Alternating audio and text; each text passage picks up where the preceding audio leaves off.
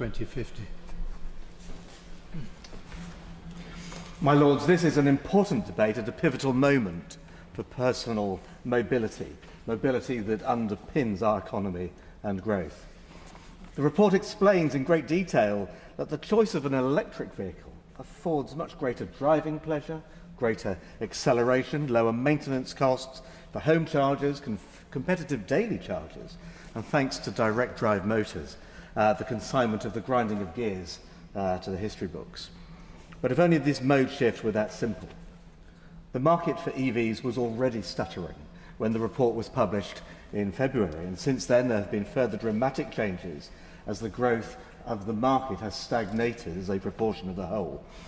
We are literally at a fork in the road for electric vehicles, and the report highlights a number of things that must be done for us to get back on track. But before I talk about the rollout of chargers, I just would like to thank my noble friend the Earl of Leicester for his comprehensive list of electric vehicles that are made in this country. But he did miss out on the one close to home for us both in Norfolk, because Lotus cars will shortly to be manufacturing their Type 135 in our great county. To return to the provision of charging infrastructure, the report makes it clear that it's much easier for the market to provide charging points along the motorways and main roads. But there are few incentives on the B roads and the out-of-the-way places. As a council leader back in 2018, I recognised that it was really important for the council to take a lead in the provision of this public infrastructure. Our approach was grounded in the understanding that, well, not every motorist has a long gravel drive. Many live in flats, terraced homes, and simply do not have anywhere to park outside their home, a point other noble lords have made. Our council understood we'll never get the wide uptake of EVs unless we democratise the opportunity for anybody to charge a vehicle close by. So we invested in the fat cables in our car parks to serve the first generation of fast chargers with better app support, and now we've extended the number of installations in our leisure centres and other public buildings with a second generation, taking advantage of government funding and adding our own resources to decarbonise. But we still needed to drive forward, having done our bit to begin with. 2 years ago, we made a big offer to each of the 120 town and parish councils in our district. We would procure, install, maintain and manage an electric charging point in the grounds of their village hall or Bowles Club car park. All they needed to do was find that space. We'd hook it up to the mains, and the app would ensure that any electricity that was consumed by chargers would be refunded with a margin for themselves. A third of our population lives in the rural villages, so we wanted all the residents and their visitors to be able to charge, especially as we'd lost so many of the rural petrol stations. We'd provide a real choice of mobility technologies for everybody in the countryside, and of course that by putting the capital cost of these charges on the local council taxpayer, those amortisation costs wouldn't then fall on a surcharge on the pence per kilowatt hour on the public charges, which of course is something that Baroness Parliament and your report has really enumerated. We didn't want to discriminate against those who couldn't charge at home. Now, my lords, these parish councils are valued partners and make an enormously positive contribution to our national life. But, my lords, 2 years on, I regret to say that only a single installation has been made under our offer to the villagers. Now, whilst there are a few in the pipeline, our offer ran flat. Yes, the market will provide on the highway, and yes, urban authorities can upgrade their lampposts, but we can and must do more in the countryside. I want to relay some of the reasons why our parish councils didn't take up on our offer. Some parishes just simply assumed there wasn't enough electricity, notwithstanding that we were going to have a survey as part of the offer. The offer was rejected on the basis of hearsay rather than evidence. Some market towns felt that, well, taking a lead locally and installing a charging point was a service, and it's a service that on principle they didn't seek to provide. Others felt that it wasn't going to get used, so why bother? A few cited the lack of mobile coverage in the countryside as an issue, because unless you have the mobile connection, you can't connect to the app, you can't download the code, and the electric charger wouldn't work. That is, of course, notwithstanding that most parish councils and village halls now have Wi-Fi.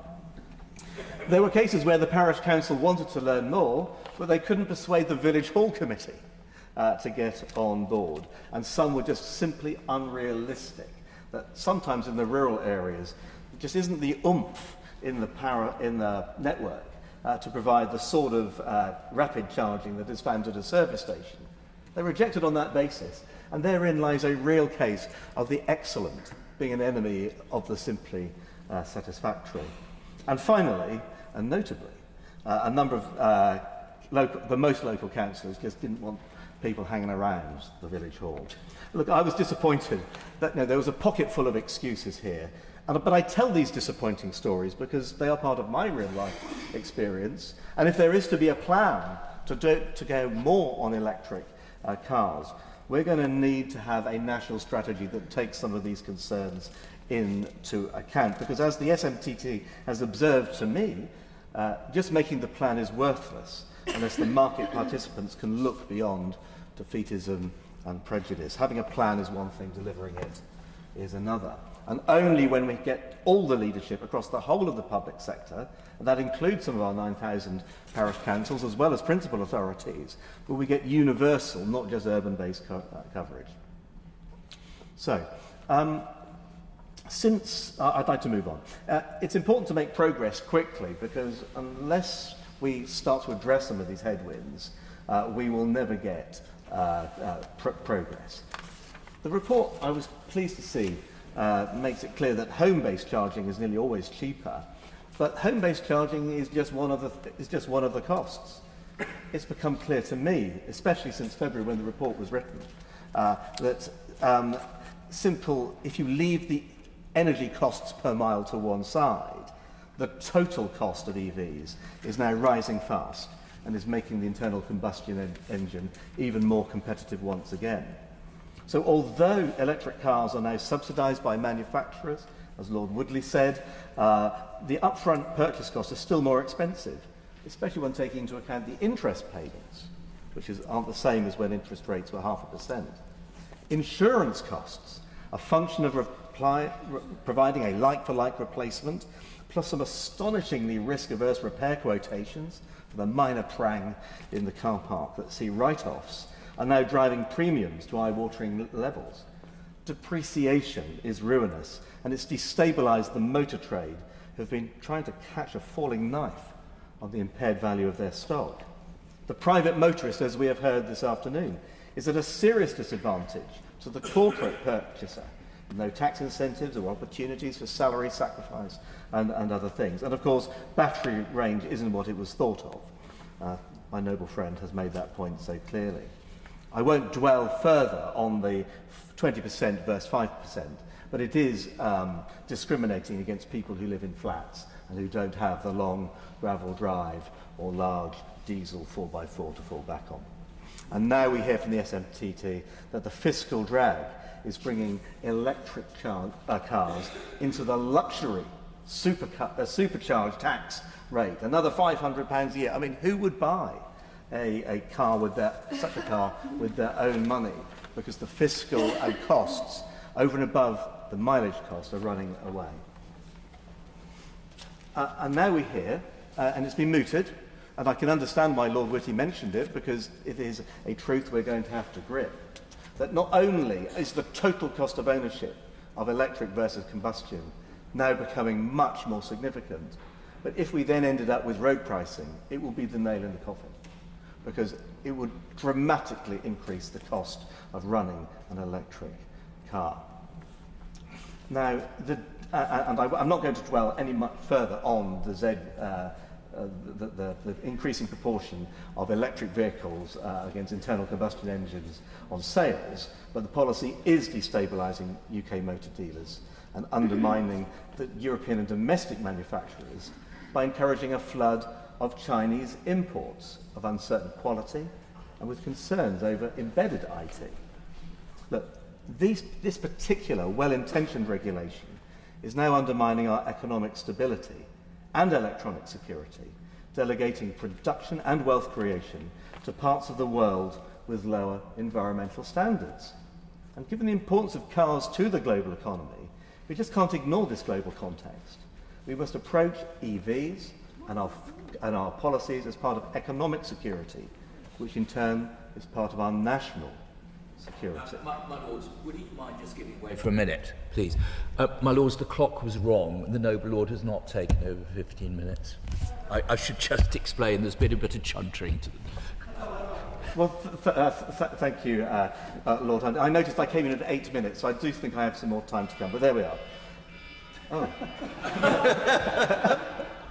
There goes the bell. Okay, we'll move on. Thank you. So I was talking about the role of electric vehicles and our treatment in trade and tariffs on that economic and national security. But we do have a dilemma coming just around the next corner. After the next US elections, will we follow the Canadians with a 100% tariff on Chinese EVs? Or will it pursue a more EU-aligned strategy that combines a less aggressive tariff approach with tighter regulation, but at the risk of hobbling UK production?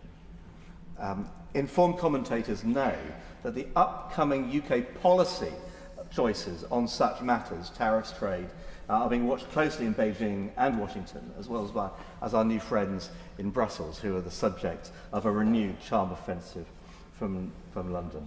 Look, America, China or Europe, the trade treatment of EVs here in the UK will set the tone for global trade negotiations in a much more complicated trading environment in an understated world.